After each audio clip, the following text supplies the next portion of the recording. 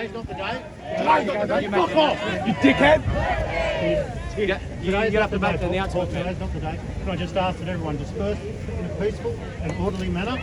We do to abide by the order in place. Don't put the microphone. There'll be time for them to back. No justice, no peace. No racist, police. No justice, no peace. No racist, police. No justice, no peace.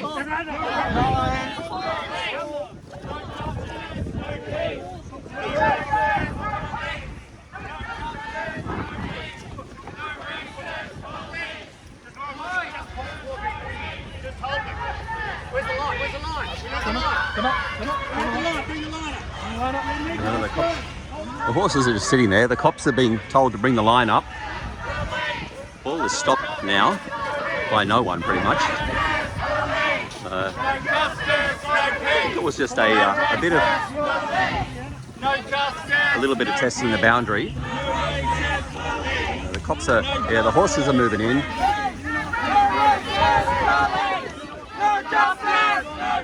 Probably stopped.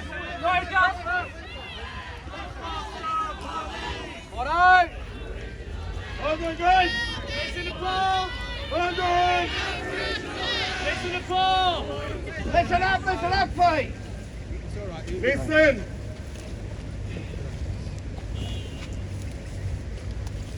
Righto! Thanks for attending today, guys! Thanks for coming out. I think it's the most safe option if we disperse. I don't want anyone being attacked. I don't want anyone being brutalised. And unfortunately, these laws will allow that.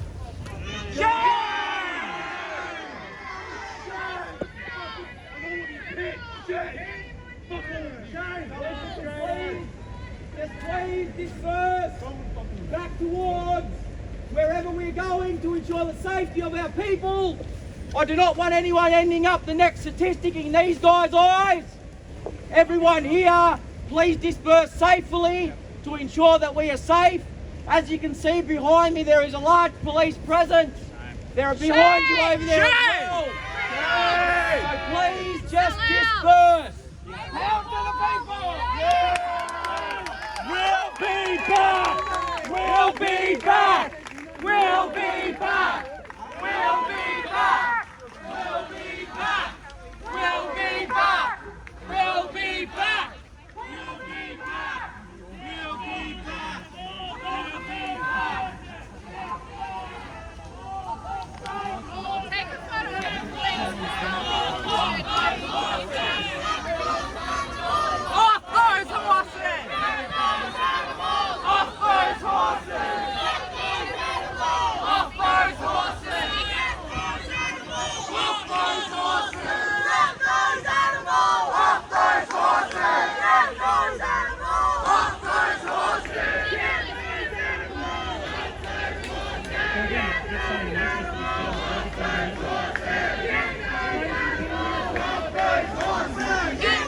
They're chanting, get those animals off those horses. Haven't heard that one before. Off those horses! Off those horses! I'm not sure what's going to happen now. I say they will disperse. It's an insane amount of police.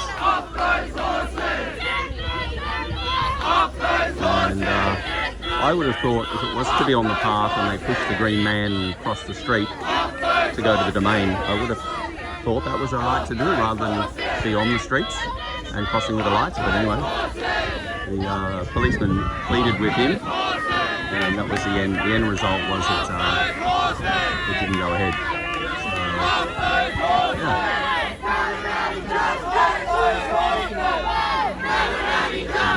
The new chant now is too many coppers, too many coppers, never any justice. It used to be not enough justice, but never any. And there's more cops coming in the background there. There's Hannah Thomas. She's got an issue with the police at an earlier time or sometime last year. Everyone knows about it. Never any justice! Never any justice!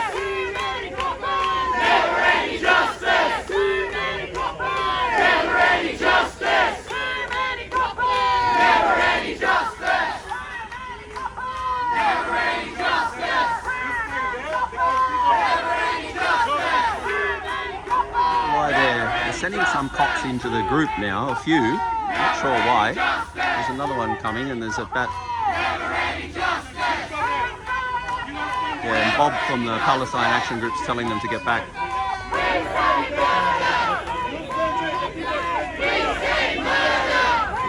Yeah, the cop is saying. The other Gary, the other guy, he's talking to him now. They were shaking hands a few weeks ago.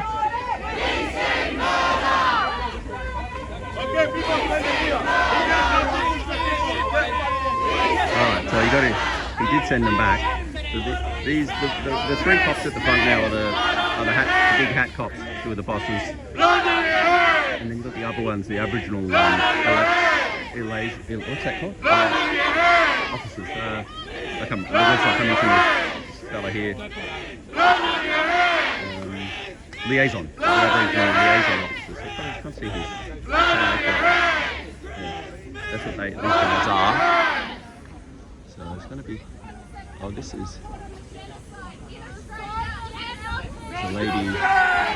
There's a lady there having a go at them about something. I don't know why they had that one copper in closer than the others. Yeah, he's bringing him back now. That copper's bringing him back. He's too close in. He said, yeah, you get behind me, no one stands in front of us other than the liaison officers. I think the Australia Day March will go ahead, or Invasion Day, I do apologise, and also the March for Australia, which will be on the same day. So I'd say they will go ahead. There's now Gary's just having a chit-chat in the back here, trying to work out what to do. It's at a standstill right now. Well, there's Paul. He's going through this way, so maybe he's going to make a runner. Paul might be going to make a run. I think he's on this. Or maybe he's just filming. Where's he going to go? Oh no, I thought Paul was going to maybe go, but no, I think it's just, is he going? If he's going, he's on his own, and the cops aren't doing anything about it.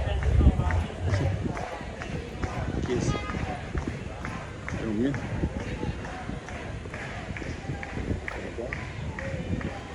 I think he's going.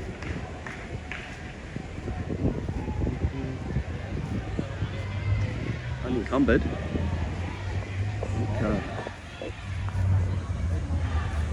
So I think the cops don't seem to care as long as there's one media following too, and pretty much just me, but I think he's going to push the button for the green man, or has he been turned around? So I don't know.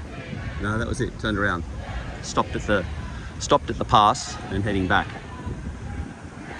I think the cops are only interested in if a group of people do something, I think, because it's, I guess, a march is a march, not a singular or a one person. So even though it's him, nobody did a thing about it. So anyway, yeah, interesting times we're in now with the protest laws.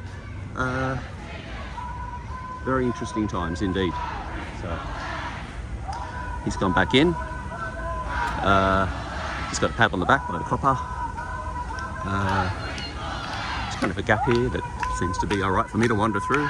Cop horses, the police lined up. That may be the end of it, or it may not be, I don't know. I'll get back to my little spot here again. So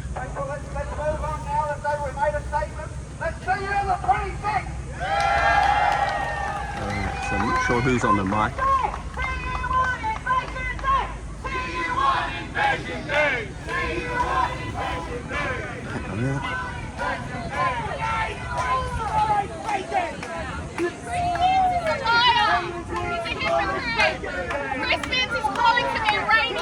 SBS. There's a lot of people these days now do this, get in the background of the SBS while they're filming and say some things. There was something for Sky yesterday. Not much going on today. Today's pig! Tomorrow's bacon! You can't hear it. It's today's pigs, tomorrow's bacon. Not sure if it's going to be a dispersal or if people are... Oh, they're going back to the microphone, so let's head back over there. They got a little tense for a minute or two. Go back. police telling us if we don't leave we will be arrested. We are still here, we are still standing, and we are still staunch. My message for the rest of the day is please disperse safely, please cease protesting to ensure your safety. Due to the fact that police have given that move on directions, they can enforce it. Please disperse safely, get home safely, ensure you have a good day, and bring the same energy back Jan 26. So there obviously was a dispersal order issued. So yeah, that's it. I think that'll be it now. It'll be, don't think there's any groups that might make a little run for it or anything like that. Except this small little masked group here who are not sure what they are. Everyone just seems to be as called for, dispersing. So that seems to be it.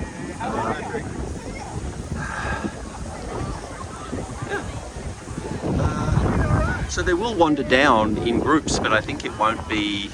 I probably should go with a flow, because I mean everyone will disperse from different angles and different directions. So I might just head along with the flow and see what happens, because they will. We're just arriving at Hyde Park. We're coming in by Park Street today. These are all cop cars as far as the eye can see, and then cops as far as the eye can see. Yeah, there's a protest on today, which has been pre-planned. It's a yearly event where they march for David Dungay Jr, who died in Long Bay Jail, and it's the 10th year anniversary. It's put on by a fellow named Paul Silva, who's part of the Blak Caucus, Blak Caucus, I believe. This cop's full of that, bus is full of cops. These ones are organising. So anyway, it's there'll be plenty of people here, but the thing is, more cops everywhere. Cops, every car that's parked is pretty much cop car, plain and non-plain. So the new protest laws have come into effect, so they will be trying to stop them from marching. The whole way in there'll be cops everywhere, and they want to, I think the idea is not for the beginning. Sorry, it's shaky, I'm trying not to do it. I'm sure it's not for the beginning, but more for the end, when they will try and march, because that I think that Paul Silva was reported in by Wendy Bacon in the Michael West media that they will be going ahead as planned prior to the laws coming in, which pretty much means they will be marching. I think, who knows? Anyway, there's a lot of fencing off here, but I think it's due to maintenance issue, not police issues. But yeah, that's on the way in. You got the detectives there, you got the plainclothes cops here. There's more and more. As you get in, there'll be more and more and more and more. That's quite on the outskirts. And looking ahead, there's not a massive crowd there. Like, let me see. Can't really see too much yet. I'll stop. Shall I stop chatting? Or I'll just keep filming anyway. It's annoying. I understand it's annoying, but what have I got to say? So. Yeah, so there was a thing on. I'll post these things on with the rest of the footage that this Paul Silva from the Blak Caucus. They're also the people going up against the protest laws in court with the PAG, the Palestinian Action Group, and the one I always forget, with a big fellow that spoke. He speaks a lot of things. Civil Liberties. They're a civil liberties group, but I'm not quite sure of the name. Maybe it's a civil liberties group. That's it. But yeah, the cops are just chin wagging now while they wait. A few sirens in the background. But again, so this is 3 days in a row of protests now. So the Palestinian Action Group and various other groups had an anti-protest protest, and there was cops as far as the eye could see at that one. That was 2 nights ago in Town Hall, and then less than 24 hours later, about 20 hours later, in the afternoon yesterday, there was another protest. And there was just, no cops to start with. This was a protest by it's called Syrian Kurds, and quite a good number of people, a reasonable number. No cops to start with, and then 3 cops, just kind of a boss cop and 2 underlings, walked up in the end and started to, see what's going on. Yeah, the numbers are quite small. It's not a massive protest. It's definitely, and there's more. So wherever you look, there's cops all gathered in groups, every angle. So that's because Hyde Park, you've probably got mainly 4, 5, 6. There's so many access points, because it's like if you look at a Google map down on it, there's the straight lines going either side, then there's these diagonal intersecting lines coming in. So you'd have to think it's 4 and 4 is 8 exit and entry points. So Yeah, the cops are just over there having a laugh. one of them's having a big belly laugh. Oh, they're the ones with the Aboriginal stuff on their uniform are the liaison officers. Like they had one. Oh, they got the eye in the sky there. He'll keep filming while they come in. I should have put it on the bloody on the what's-he dig. Yeah. So there's other than that, there's just tourists. They're getting the microphone set up now. But you've got all these cops here. All of these ones. They're the Aboriginal liaison-y type ones sitting down on the bench. And then you've got this thing, I call it the eye in the sky, but it's just it's like a telescopic, I don't know what it is. It's filming. I wouldn't mind, I wouldn't be surprised if it's all traced to facial recognition software and etc. So there's a very small group. At the moment, we're probably about 15 minutes early. The cops definitely, there's legal observers in the pink there. The cops definitely outnumber the police CCTV operations in this area. Information collected by cameras will be handled in accordance with the Information Act. For access to the Information Act, please contact the police. So you got to ask the police about it. But there's St Mary's and more cops at that entrance and exit. You got a few people waiting. There'll be the socialists selling their wares here as well. This old fellow has lots of things with his little, whatever on earth that little stick is. Socialist Alliance, they are. This will be a media scrum talking to Paul at the moment. And the crew, and there's the cop, there's the main cop there, Gary, walking in to chat to someone. I'm not sure if this, in the middle of my screen here, is my one of my attackers. But you never know, I've never seen him without a mask on. Yeah, it probably is because he's with the sort of trans sort of groups. Not sure who's speaking here. Oh, I can't remember his name, but he's at lots of things. I should have gotten here slightly earlier.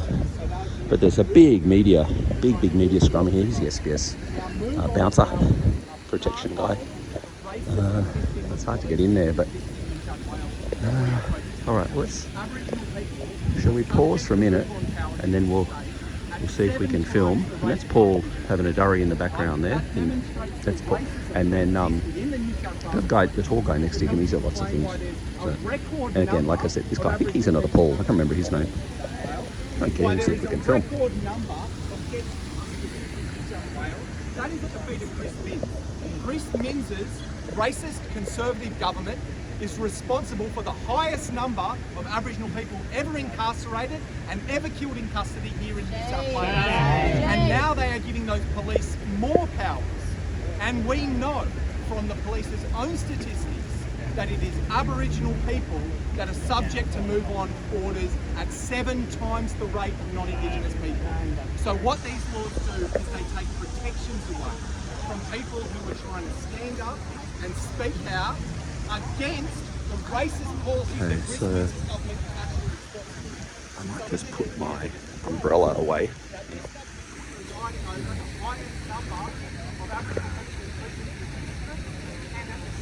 We've got to call out things when they happen. That's a nice little consideration that they left the bubbler. I was so parched. They fenced everything else off, but they left the bubbler. Anyway, yeah, they had a little press conference, a little presser, which I kind of missed. I got here early, but I still missed it, so I guess I should have got here extra early. I meant to get here extra early, but I had a few dramas getting away. Yeah, it seems to be just the sort of left-leaning groups that are all here. There's the Pride and Protest people, the PAG leadership, or a little bit of mic testing, I think, in the background. You've got the unionists, so it is very left-leaning, but always is. And there's more. Yeah, every single angle, there's cops. There is way more cops than at this stage. Way more cops than protesters. A few little dribbles of rain. Oh, there's what's his name? Senior. He's Bruce Shillingsworth Senior. These are the cops that'll be looking after it. So they're in close. So they'll be in sort of chatting with people. There's Solidarity. Who are these guys? Marxism. There's Bob from the PAG, and then Josh also.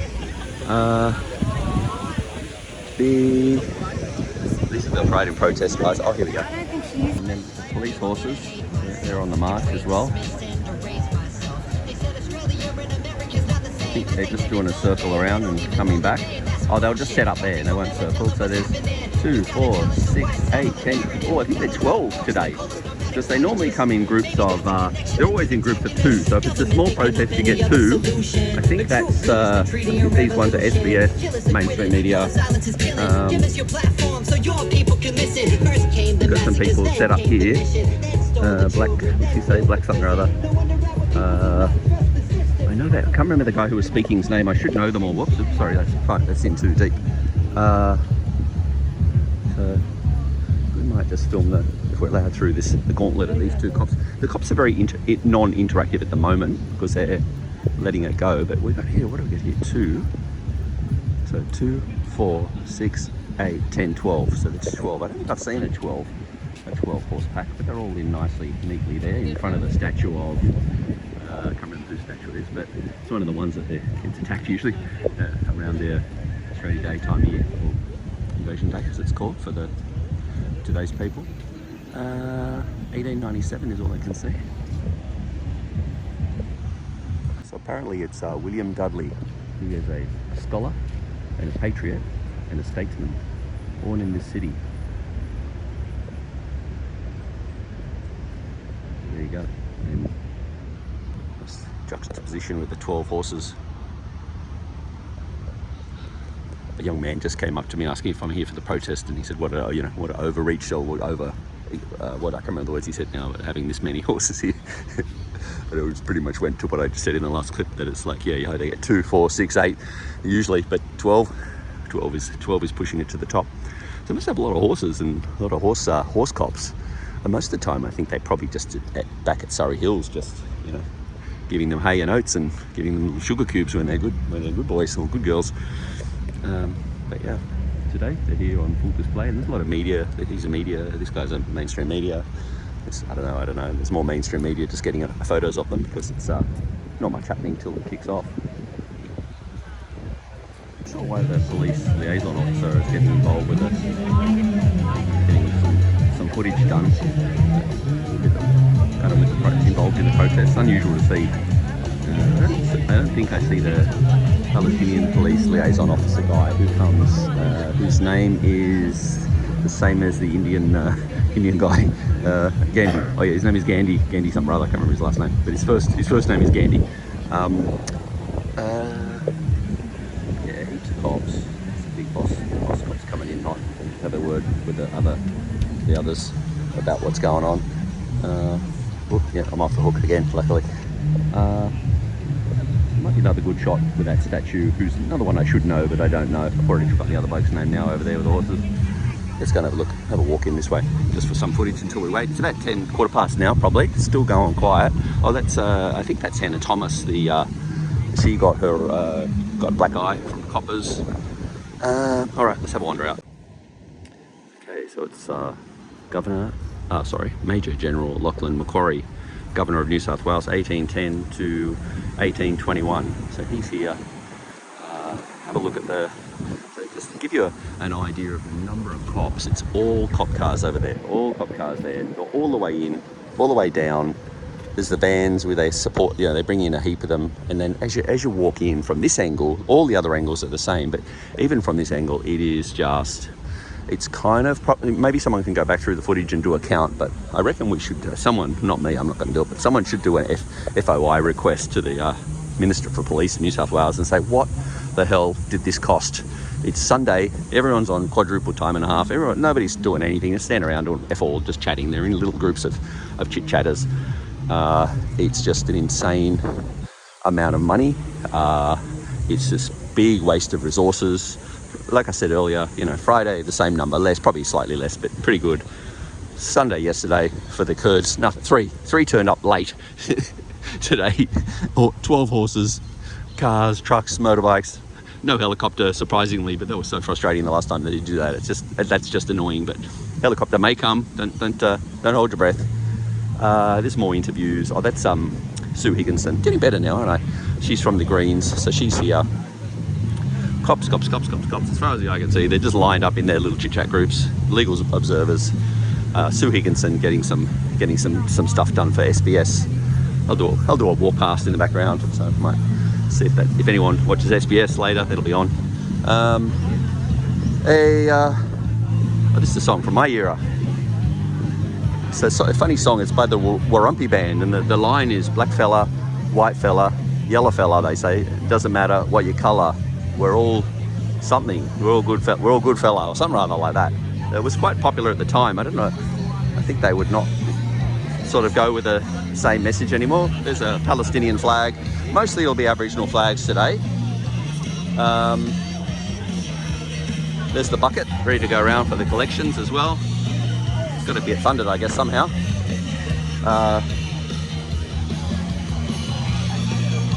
Land rights, Justice Now, Socialist Alliance. Whoops, the wind's getting the better of her. Okay, that's it. It's very late kicking off, so we'll just kind of hang in. I'll put my I'll get my machinery working, and we'll listen to the speeches. That's probably about it, eh?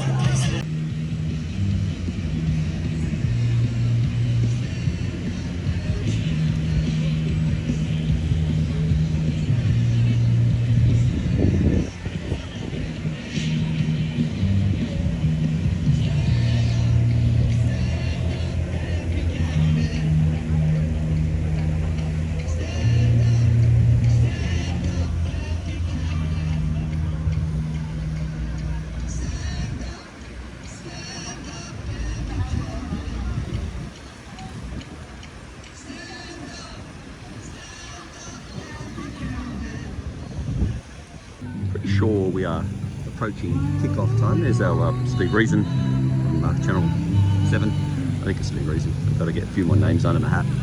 Oh, this is another song by another famous song. A bit later than my time though.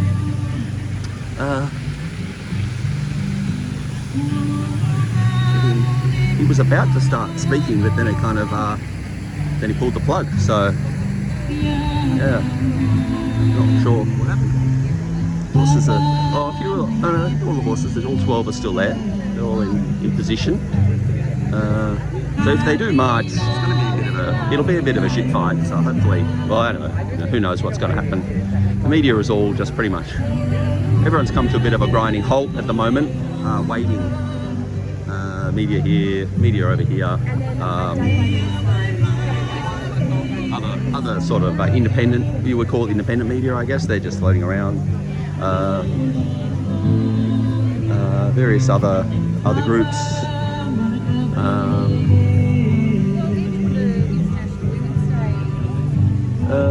SBS here again. Pretty much there, like I said, a lot to do other than film, get a bit of background footage happening. But I think they may have a bit of an issue with the mic, maybe because SBS always gets the two big, well, one big guy and one's not so big, but pretty strong kind of guy, I reckon, bouncer types. So yeah, and then the right in protest people have got their brollies out. They're the ones that kind of go. They usually go for me at other things, but hopefully not today. It's not their thing today. So hopefully it won't happen. But they're all brollied up, ready if they need the brollies to put in, to cover certain people. Wish I bought something to sit on now. Anyway, when I'm filming, because I want to get in reasonably close. I might film from here actually. Might not be such a bad spot. Actually, right here. Film. Then you get the where's the sun? Yeah, that's not going to be bad. All right, let's do that. Sorry, a lot of extra rambling today before anything's happened. I'll shut up. All right, just got it on kick-off time. My name's Paul Silva.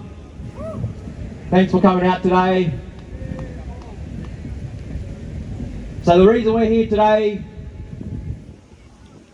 is to mark 10 years since the day that David Dungay Jr was murdered in Long Bay Correctional Facility in December of 2015. But before we start, I just want to introduce Uncle Dave Bell. Uncle Dave Bell's going to do the acknowledgement of the country today for us. So please make Uncle Dave feel welcome. Hello, Gadigal. Crimes against humanity, especially our people and the First Nations people. Our sovereignty has never been ceded. Let this sink in. Let this sink in. We are the only ones in the world that our sovereignty has never been ceded. It's a statement. Just let that sink in for one moment, right? We are the only country that has never had their sovereignty ceded. On behalf of the Dungay family, distinguished guests, Josh Lee, all this fight that we're fighting for humanity, we always pay respects to the land that we're on, the land of the Gadigal people. Not many people know that when you come into a land that you have to get permission to come in through our boundaries. And a part of them boundaries where the three rivers mark, the Georges River, the Nepean River and the Hawkesbury River. They all connect. It's all about connection to us. So before colonisation, our people, the boats, when the boats first come into the harbour, they come through Botany Bay. They said this place was terra nullius, uninhabited. The smoke signals to our people already were going up to the north, and this is where we start. We put our handprints and our footprints into this land and we pay respects. Everyone say Bunjalung, Kambangi, the Dunghutti, the Biripi, the Wanarua, the Warramai, the Darkinjung, the 29 clans of the Eora Nation, the Gadigal, the Bidjigal, the Wongal, the Gamaringal. We pay our respects to the Darrick, to the Gunungara, to the Darwal. We'll head down south, which is the Wadi Wadi, the Wandiyawandiyam people, the Yuan people, the Black Duck people, the Jeringa. We pay respects to the west, which is the Ngunnawal, louder, the Nambria, the Wiradjuri, the Kamilaroi, the Waywin, the Barkindji, and as far as Yorta, always was, always will be Aboriginal land. Thank you. And the Waywin. Thank you, Uncle Dave.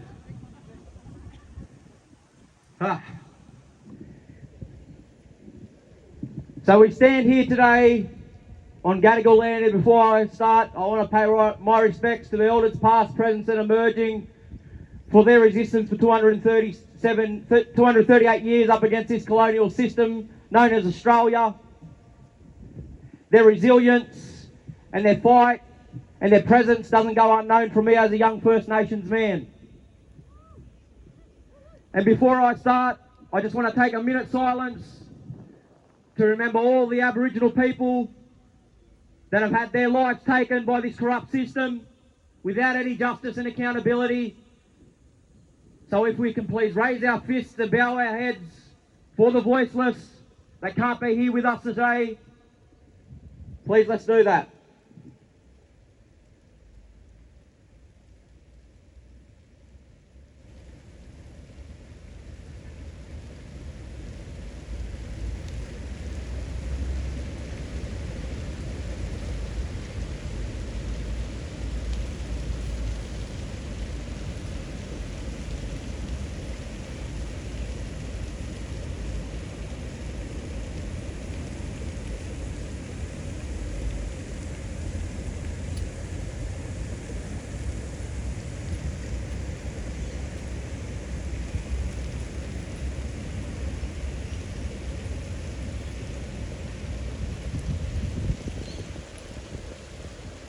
Thank you.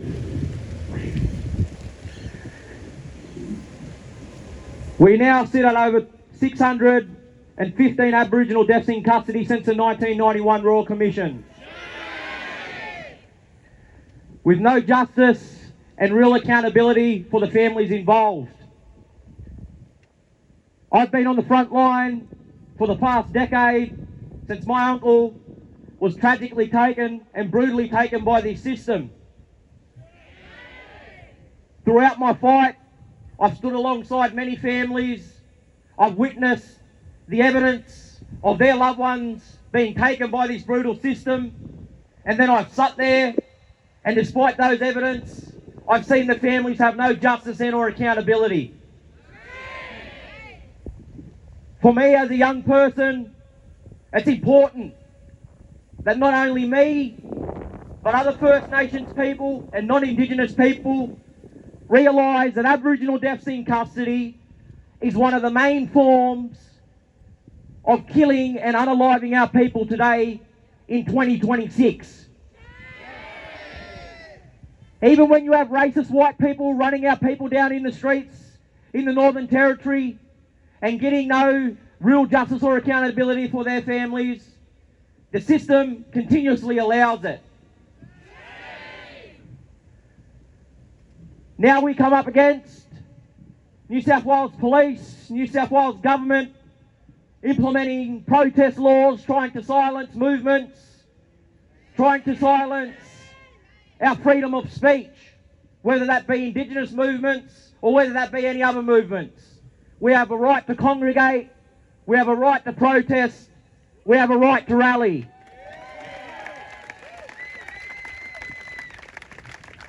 The extension of the New South Wales protest laws had only affected one protest, and that's a protest we're here for today. What we see is advocates like myself. I'm not an advocate, that's what they titled me to be. I'm a grieving nephew that lost an uncle that won't give up fighting for the justice and accountability he deserves. So the title of an advocate, that can stay, but the truth be the truth. And I'm here to fight for my uncle, for everyone else that I've witnessed being taken by this system, being brutalised, and even in today's day and age in society, the way that the system treats First Nations people and even middle class citizen Australians, if you want to call yourselves that, is completely and utterly disgusting. As an advocate for deaths in custody, I don't dispute that non-Indigenous people suffer the same consequences. I don't dispute that white people lose their lives at the hands of the system or any other person that shares these lands as Australia. I don't dispute that. But what we must know is that Aboriginal people are at the very top of that list. Aboriginal people at the very top of that target list. This Australian government that works today got orders 238 years ago to wipe First Nations people off the face of the earth. They do that in the forms of deaths in custody, forced removal of our children, destructions of sacred sites, medical healthcare negligence causing death, systematic racism causing people to take their own lives, and the tremendous pressure of oppression in 2026 that First Nations people can't even walk around in society without being frowned upon, without being looked down upon. I'll continue to stand, not just for my uncle and why we're here today, not just for the 615 plus Aboriginal deaths in custody that occurred, but for the next generation to come, and for the generations to come after those. Because it's important for me, as a First Nations man, and I am obligated to ensure that our culture and our resistance continues for 238,000 years to come. Because the reality of it is, we have been the only ones constantly at this government for 238 years. We are the sovereign people of this land, and we have not stopped calling out the corruption. Leading up to January 26th, I want people to know it's important to stand with First Nations people. It's important to stand in 100% solidarity. Stand with the First Nations people January 26th. Fly our flags, wear our shirts, and say that this always was and always will be. Always was and always will be. Thank you. The next speaker I'd like to introduce is a white brother of mine, Brother Paddy Gibson. For those that don't know, Paddy Gibson's been on the front line with me and my family for the past 10 years. This brother has not taken a step back, yet some of our family have, and I'll say it for how it is. This brother's been with us since day one, and he's never ever declined the help or assistance that our families needed and wanted. And you know, please let us hear it for Paddy, nice and loud, thank you.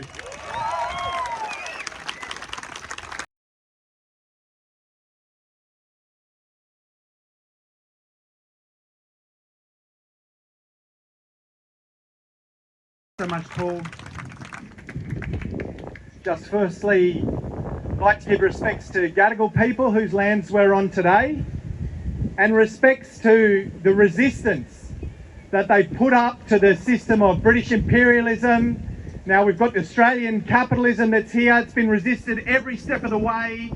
A destructive system that's destroyed the natural world, committed genocide against the people that are here, and still they stand and still they resist. And just, you know, about 18 months after the British first sailed in here and made it very clear that they were going to claim these lands and kill anyone who tried to say otherwise, there was a man named Pemulwuy who stood up and he launched an intifada on these lands against the regime that came in place. It was an intifada. It was an uprising. It said your imperialist regime is not legitimate, we will fight you. And they outlawed his language because it was a threat to the system, and they tried to suppress it, just as they're now trying to outlaw that Arabic word intifada because of what it means about people standing strong, standing together, standing collectively, refusing to accept injustice, refusing to accept genocide, shaking off oppression and fighting back. And we will continue to stand with the first people of these lands who continue to fight back. And that resistance that's come from First Nations people and continues to come is more necessary than ever. This government, Chris Minns, who leads the racist government of New South Wales, which tried to outlaw and suppress and kill off Aboriginal languages just as it tried to kill off the people, which is now trying to outlaw language of resistance as we speak. This government is presiding over the highest number of Aboriginal people behind bars in the history of this state. In the history of this state. There are now in New South Wales, it is almost 40% of the prison population is Aboriginal and Torres Strait Islander people. From about 3% of the general population, 40% of the prison population. Back in the days of the Royal Commission into Aboriginal deaths in custody, the number was 20%. It's now 40%. The prisons are bursting, and they're bursting because he's made laws that explicitly deny people bail and keep people locked up, and he said that that's going to lead to higher incarceration numbers, and he said watch the numbers that are going to continue to climb because we're not backing down on our harsh law and order regime. That's what Chris Minns is saying. The economic crisis that's out there, the housing crisis that's out there. Guess who's facing that harder than anyone? It's Aboriginal and Torres Strait Islander people. The homelessness rates, struggling to put food on the table, struggling to find somewhere that you can lay your head at night. That leads directly to not being able to get bail and to spending your days in a place like Long Bay where they killed David Dungay Jr. That leads directly to that kind of situation. We've got also historic numbers of Aboriginal children locked up. And again, Chris Minns has been questioned about this. His harsh law and order regime has been put in place. It's going to lead to more children being locked up, says the Aboriginal Legal Service and other people working in this field. That's right, says Chris Minns, and we're going to lock more up. He's promising to do this. That kind of racist brutality from a government is what we're actually dealing with. So it is so important that people continue to actually get out and back families like Paul's family who want justice, who won't go quietly, and stand with them despite whatever repressive laws they put in place. Look, I've been, organising and protesting in this city for the last 20 years.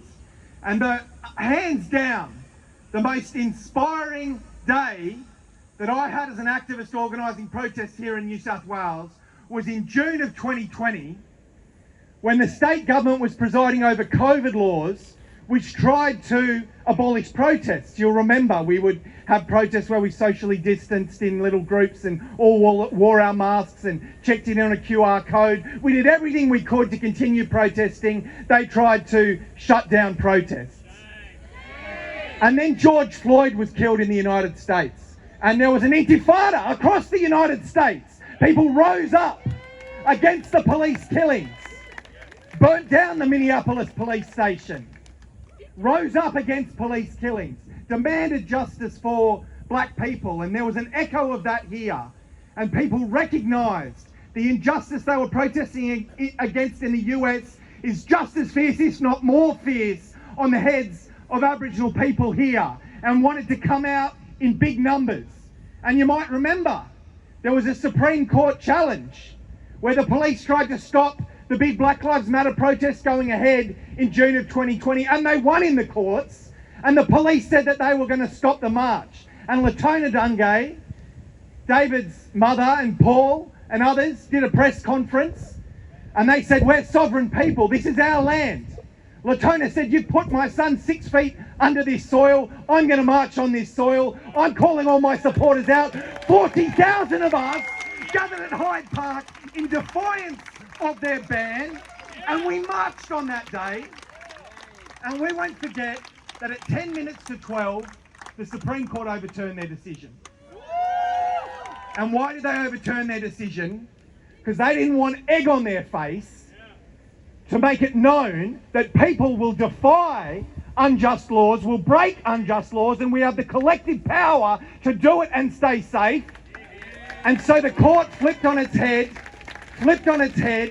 and said that they wouldn't shut down the rally that day. Now there's a lesson in that for all of us. We're not enough here to overturn the might of the New South Wales Police. But 26th of January, comrades, we must be. We must fill this park. It's all of our job to go away from here today and say, where are you going to be on the 26th of January to your friends, to your family, to your colleagues? You're going to be in Hyde Park, and you're going to send a very clear message to the Police Commissioner and Chris Minns, and this is our message to you, Police Commissioner Chris Minns. If you dare extend this protest ban, we will defy it en masse. We will break the ban. We will break the ban. We will break the ban.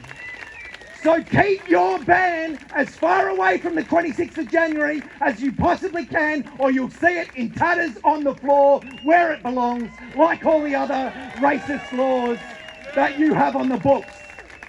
So that's very loud and clear for any representatives from the government or the police listening.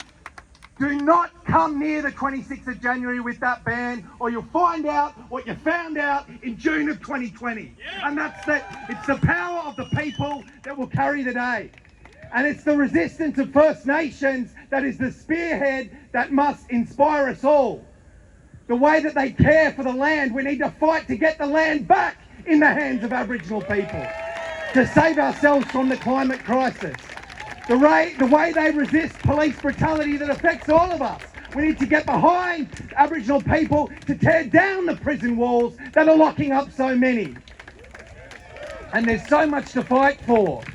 David Dungay said, I can't breathe, and we didn't get justice. We've just seen Common White killed in Alice Springs 6 months ago. What was he saying as he was pushed into the floor by undercover police? He was saying, I can't breathe as well. The system suffocates Aboriginal and Torres Strait Islander people. It suffocates us all. We cannot continue to stand for it. Go out there, build our numbers, bring people back here in big numbers to stand up and say, end the mass incarceration, return the land, give the funding that's needed for people to have employment, self-determination in their communities. It's the Aboriginal rights agenda we need to unite behind and fight for to break the regime Minns is trying to put on us. Thanks very much, everyone.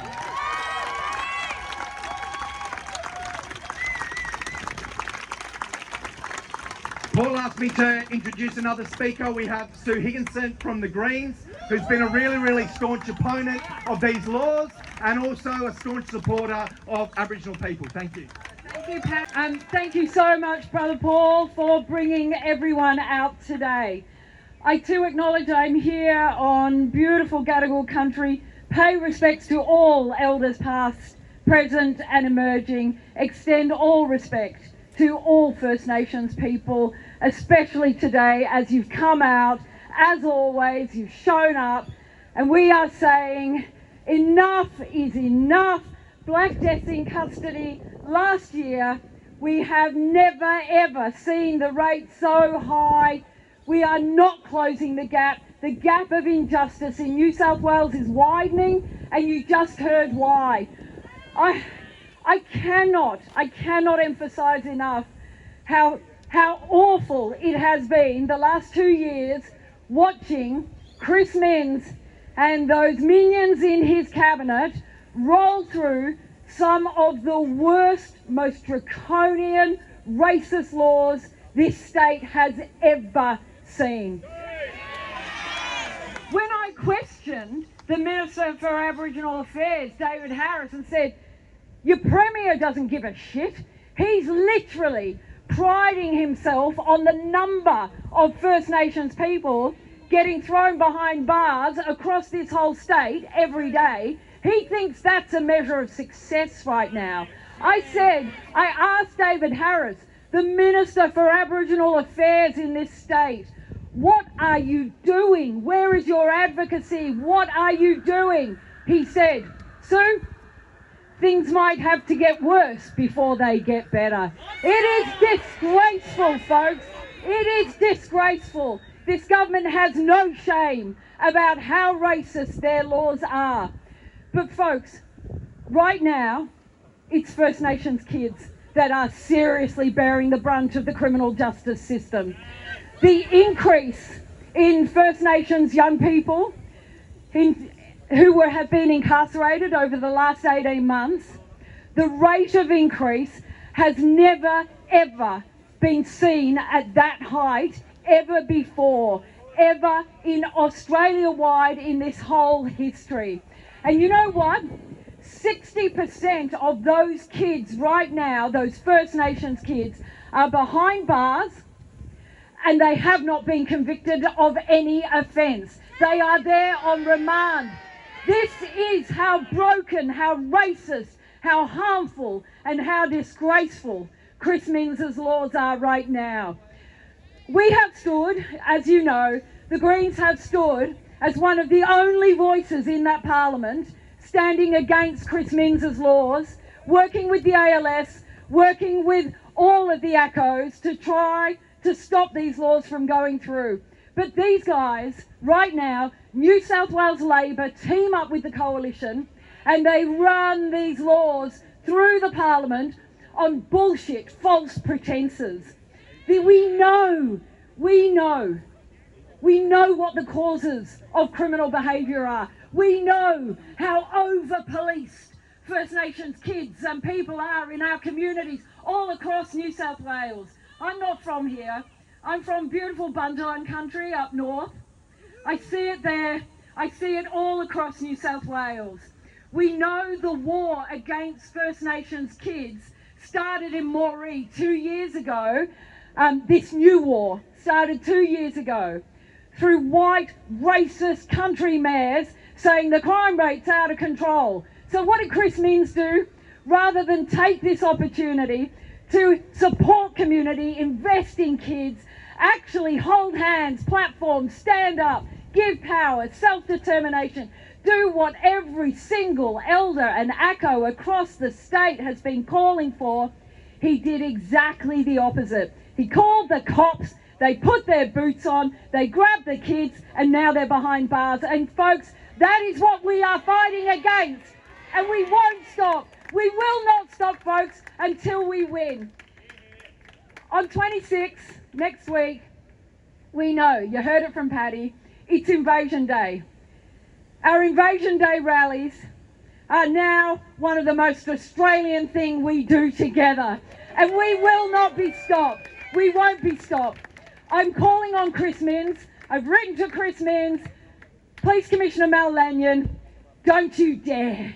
Don't you dare think about it. You keep your hands off our main day of serious resistance, our day, Invasion Day, and we will resist, we will march. So please, folks, I echo my brother Paddy, please, you must go home, you must tell everyone this week. This 26th January, this Invasion Day is one of the most important invasion days of our lives, because the gap is not closing, it is widening, because injustice is higher and brighter and more awful than we have seen in a long time. And we will stand together in defiance of the anti-protest laws, because this is the year where we win and we turn it around and we put First Nations justice as the most important thing we do this year. Thank you, Paul. Thank you so much for bringing us all together. Thanks, Sue. Just to let people know, there is a donation bucket that's going to be going around that's about supporting the ongoing campaign and the activism that that Paul does. Our next speaker is Rick Hampson, who is going to speak to you. He's a strong man who's led a campaign, the Justice for Dougee campaign for his son. It's not just in the prisons that racism kills Aboriginal people. It's through all the institutions in our society, including the healthcare, the so-called healthcare system. We see racism kill people. So he's been a really, really staunch advocate for his people and for justice. So please welcome Rick.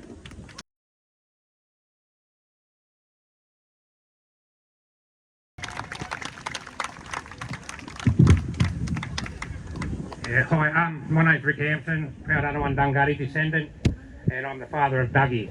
Justice for Dougee, this is on this banner here. Those who haven't heard the story, please hashtag justice #4 Dougee, and you'll tell the story. You know, the justice system and all these deaths in custody, over 620 or 618, it's just disgusting since 1991. And, you know, I've only been fighting for 4.5 years, but Paul and his family's been doing it for 10 years and there's still no justice there. You know, this country is disgusting. I'm ashamed to be here. But yeah, I'm here to talk about the health system, because, you know, like Paul said, we're not advocates, we're grieving family members. And if we don't do this and get the story out there, you won't hear it, because you don't see it on the 6 o'clock news. They won't report about this sort of stuff. You'll see the cameras here today, but they won't report it. So yeah, my son, he was 36. He was the father of 8 children, one grandson, and he was walking to the streets of Dougee. It was about, let me get this right, I think it was about 5 o'clock in the afternoon, and he dropped to the ground and something popped inside of his abdomen. He just dropped to the ground, and he knew it was something serious, so he got himself in the hospital within 12 minutes. They triaged him as a category 3. He should have been a category 2. He was wheeled along the corridor from triage to the cubicles. There was a nurse's station on the left where the emergency doctor was on duty. He'd seen him being wheeled past. Because he had flags on his football jersey, he diagnosed him right there and then. Cannabinoid hyperemesis syndrome. And that's the problem with the health system.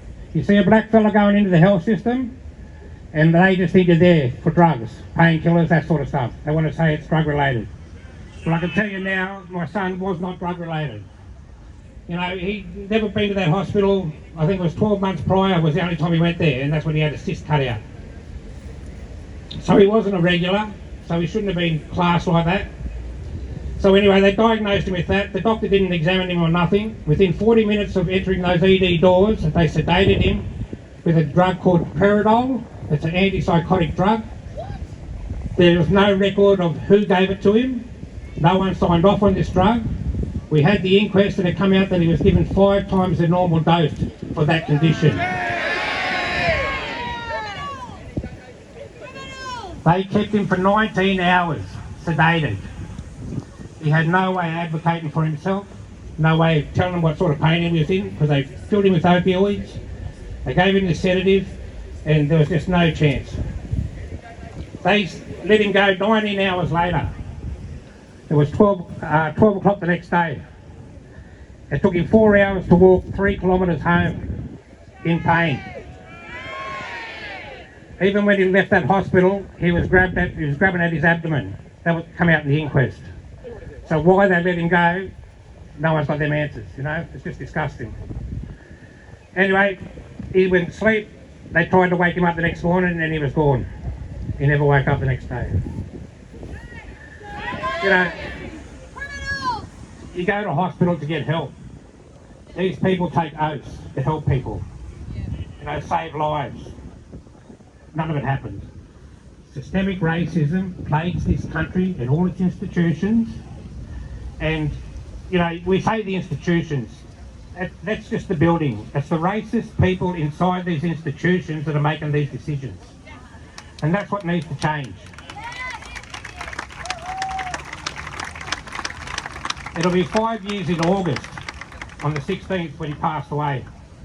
And we're still waiting for justice. We've had the inquest. We've got some changes through New South Wales Health, or Western Health I should say.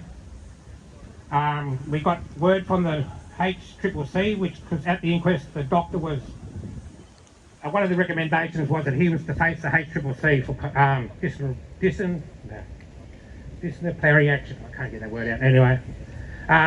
So we got word from them the other day. They've had this case since September 24, and we're just coming to 26, so nearly 18 months. And they just told us now that they've finished their investigation. They'll pass on their reports onto other departments that are doctors going to investigate doctors. So we'll see how we go there. But you know, I just don't get this country and how they can treat us Aboriginal people in this way. 238 years of racism, murder, genocide, rape. It's disgusting. And you get these politicians who want to get in there, line their own fucking pockets and do nothing. They stay in there for their term, they get their pensions for the rest of their life and they move on. The next one comes in, you've got to start all this shit over again. It's just disgusting. Apart from Sue. She did help us with Doug's campaign. She took a protest of 13,500 signatures into the state parliament for us. And that's what we need. We need more people like Sue. You know, less of Chris Minns, less of Albo, more maybe Bob Hawke was all right. He was going to give us a treaty there at one stage, and we just lost the rest of it. So, but yeah, so spread the word. Hashtag justice for Dougee. See what really goes on out there, because like I said, you won't see it on the 6 o'clock news. You'll see ducks surfing on surfboards and stupid little fucking things like that. But you won't see what's really going on in this country and what's going on to our people. I just want to thank Paul again for inviting me here today to speak about this. And yeah, justice. Long live Intifada!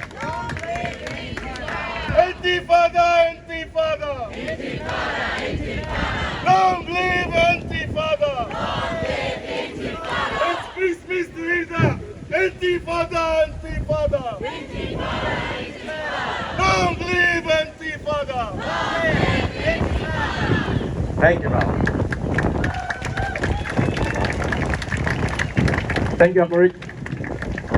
You know, so that's one of the stories. You know, I sit up here and I talk about deaths in custody. And I talk about our police will brutalise people and our corrective officers send our people home in body bags despite there being no death sentence here within Australia. Well, what Uncle has just exposed here today is one of the stories that you guys would have never ever heard. We think that we could go to the doctors for help from medical needs, but if you're black, unfortunately, you could end up like my poor uncle's son. So this is one of the prime examples that deaths at the hands of authorities do not just come from police, corrective services. They come from doctors, nurses, and a matter of fact, they even come from teachers, from bullying students that will unalive themselves. So today, you know, we got out here today despite the New South Wales protest laws, and, you know, as staunch as I am, I've advised that we will protest today and we will march through the streets. Now, as we can see, there's a bit of a large police presence around us at the moment. And for me, it's not about going against anyone doing their job. It's not about going against anyone that's out here today in support or against. It's about ensuring that I, as a young person, carry the resistance of my old people. It's ensuring that while I stand here today and the guidance that I receive, that I follow through those guidance because it's a cultural obligation. Now, our route to go through the city that way, unfortunately, was declined under the New South Wales protest laws.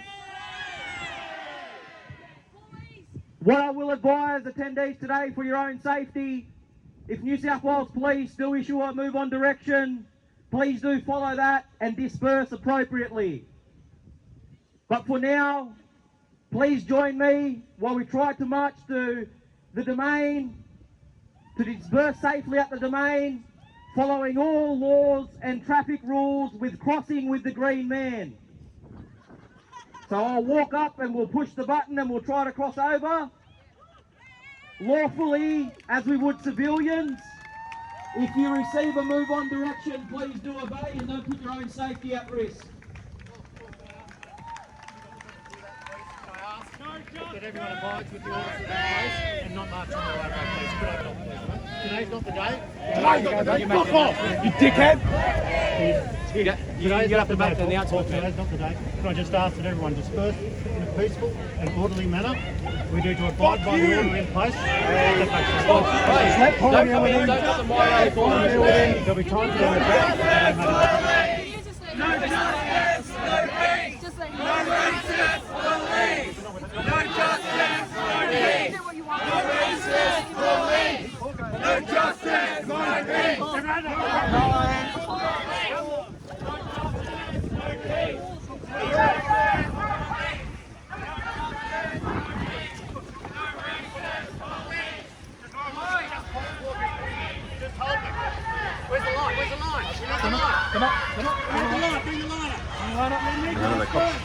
The horses are just sitting there. The cops have been told to bring the line up.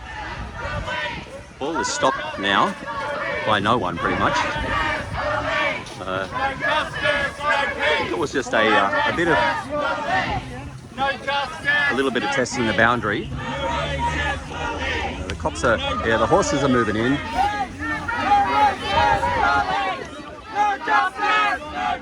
Probably stopped.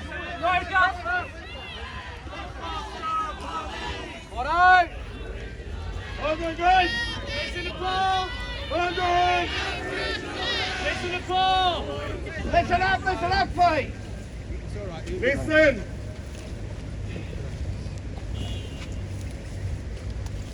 Righto! Thanks for attending today, guys! Thanks for coming out. I think it's the most safe option if we disperse. I don't want anyone being attacked. I don't want anyone being brutalised.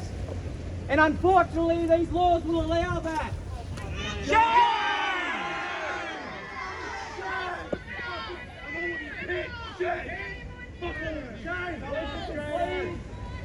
Please disperse back towards wherever we're going to ensure the safety of our people. I do not want anyone ending up the next statistic in these guys' eyes. Everyone here, please disperse safely to ensure that we are safe. As you can see behind me, there is a large police presence. They are behind you over there as well. So please just disperse. Help to the people! We'll be back! We'll be back! We'll be back! We'll be back! We'll be back! We'll be back!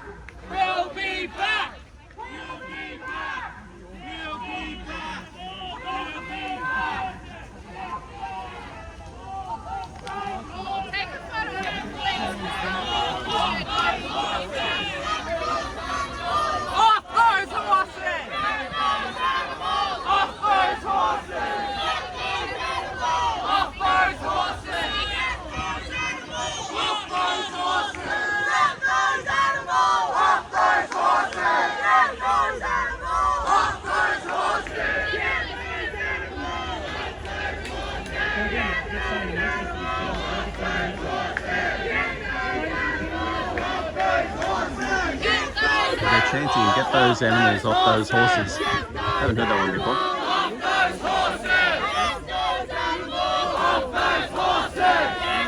I'm not sure what's going to happen now. I say they will disperse. It's an insane amount of police. And I would have thought if it was to be on the path and they pushed the green man across the street to go to the domain, I would have thought that was a right to do rather than be on the streets and crossing with the lights. But anyway, the policeman pleaded with him, and that was the end. The end result was that it didn't go ahead.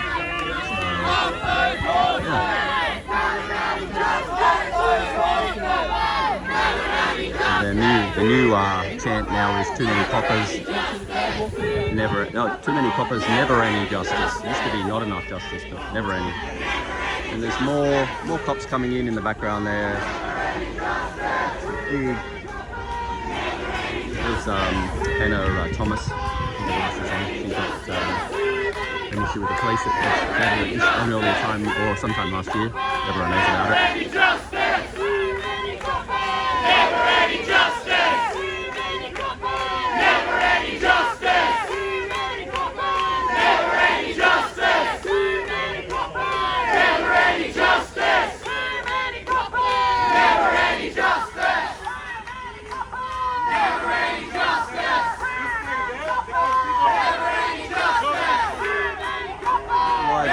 Sending some cops into the group now, a few, not sure why. There's another one coming and there's about... Yeah, and Bob from the Palestine Action Group's telling them to get back.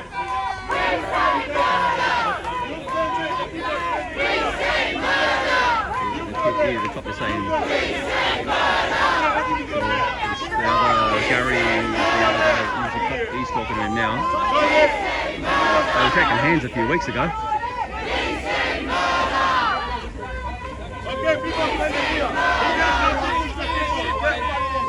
Alright, so he did send them back. So the three cops at the front now are the big hat cops, two of the bosses. And then you've got the other ones, the Aboriginal what's that called? Officers. The ones I mentioned this fella here. Liaison. The Aboriginal liaison officers. I can't see his. That's what these guys are. So it's going to be... Oh, this is... There's a lady there having a go at them about something. I don't know why they had that one copper in closer than the others. Yeah, he's bringing him back now. That copper's bringing him back. He's too close in. He said, yeah, you get behind me, mate. No one's standing in front of us other than the liaison officers.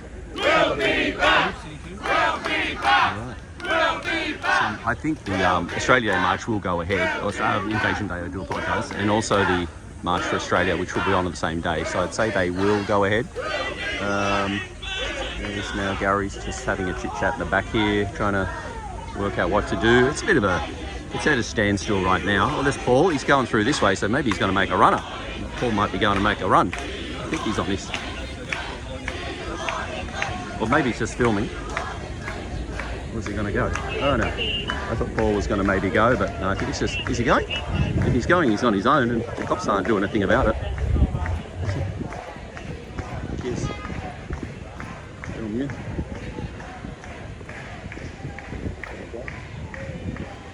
I think he's going.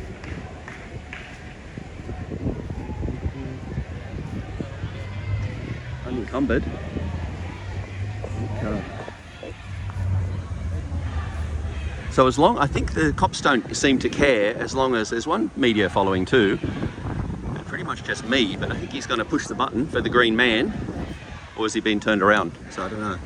No, that was it, turned around. Stopped at the pass and heading back.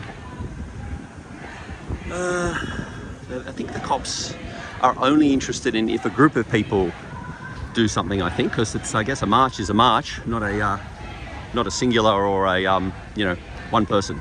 So even though it's him, nobody did a thing about it. So anyway, Yeah, interesting times we're in now with the protest laws. Very interesting times indeed. So he's gone back in. He's got a pat on the back by the copper. There's kind of a gap here that seems to be all right for me to wander through. Cop horses, the police lined up. That may be the end of it, or it may not be, I don't know. I'll get back to my little spot here again. Let's move on now as though we made a statement. Let's see you on the 26th! So I'm not sure who's on the mic.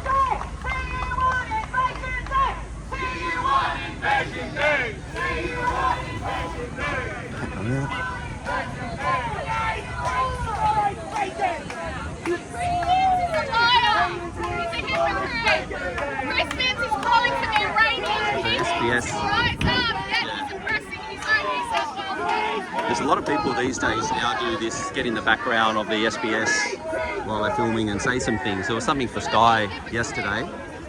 Not much going on today. Today's pigs! Tomorrow's bacon! You can't hear it. It's today's pigs, tomorrow's bacon. Sure, if it's going to be a dispersal or if people are... Well, they're going back to the microphone, so let's head back over there.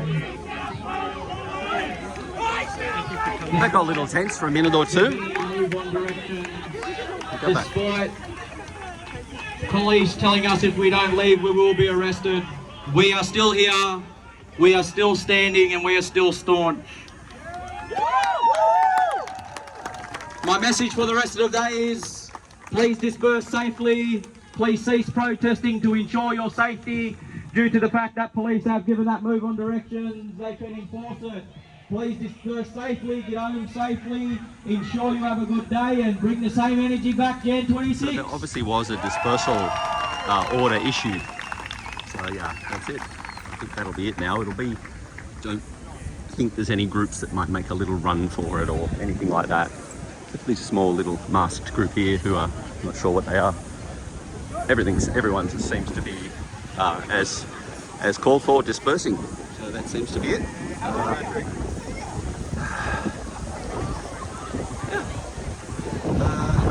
So they will wander down in groups, but I think it won't be. I'm probably sure to go with a flow because I mean everyone will disperse from different angles and different directions. So I might just head along with the flow and see what happens because they'll get down the end here and then they will reach another police. A group of police. All right, let's stop filming at this bit and we shall head on.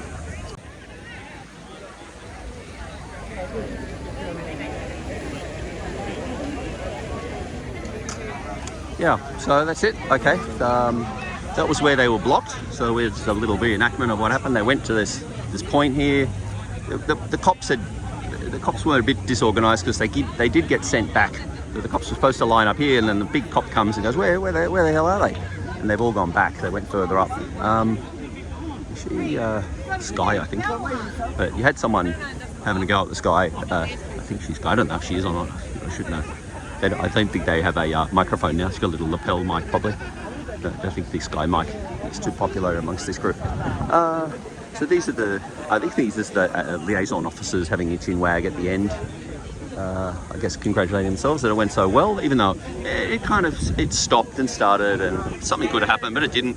All right, let's call that a day. I'll head off. Like I said, we'll follow the little the group as they go down the hill here, but I think that's it. I don't think anyone's independently going to do anything without some leadership. And Paul did show the leadership of getting to that point, and then Phil, he went on further to test the barriers, but pretty much was unhindered after that on his own. So, like I said earlier, I think it's the issue was being in group rather than being doing it on your own. And the cops are just walking around now. These two are the big bosses. They're the two big bosses. Then there's a third big boss too, but there's all hugs and shake hands at the end and smiles. It's all, they avoided it. They would have been marched up to Chris's office and given a big telling off otherwise. So yeah, that's Paddy. I forgot his name earlier. He's Paddy. Or he gave a speech anyway. Yeah. It's all kisses and smiles now, hugs and kisses. And there's Channel 7 with Paul having a chat. We'll see. You can see that on the mainstream media later. You see most of this actually. A lot of cops here today, so there'll be plenty of. And now the mainstream media is getting their little afterward interviews and etc. And yeah, it's all very palsy now that it's been the whole thing's been put off. Uncle what's his face, who does the same thing every time. Legal observers, pretty ordinary. Last time when I was getting attacked, they just kind of watched, didn't do anything. Not that they can, of course. The cops are just wandering through now, the crowd in twos. There's two there, there's two here. Legal observers. More the buses will take them all the way now. I think the whole thing is diffused till what there's called Invasion Day and March for Australia. So they got the two competitive things. Bruce Shillingsworth Senior. So his son is very active, but I think Bruce Shillingsworth Jr. might be on the outer with the rest of the crew these days. Things that have been said. I don't really follow it enough to know, but I think we'll call it a day, eh? I've said that a few times now, but I never seem to go because there's a little bit of hanging around. Yeah, mostly, like I said, interviews, the socialists, the odds and ends, just getting splashed by the fountain water. Unless it's rain, not rain. All right, so let's call it a day. So it's a big mix of.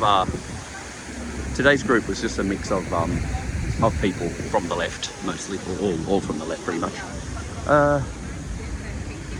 The cops doing a bit of PR now, having chit chat with people as they go. Bit of public relations afterwards. So this is probably the major exit point. People will go down here into the city, and nothing will happen. Nothing will happen. Is that the university? These kids, I think, are from the Sydney University Palestine group. They generally do like their runs in the street, but they need less cops. It's not really possible. He's the leftist reporter from somewhere or other. I don't know where he films for, but he's at the left rallies, all the left rallies, and he kind of cheers, but he also goes to the right rallies to film. So he's kind of whereas I'm at both filming anyway, and he's doing the same. So good, all good and well. All right. So yes, absolute heaps of cops, and they would have had no chance if they went this way because it's fenced in. You can't unless you climb in fences. But yeah. Anyway, so let's call it a day.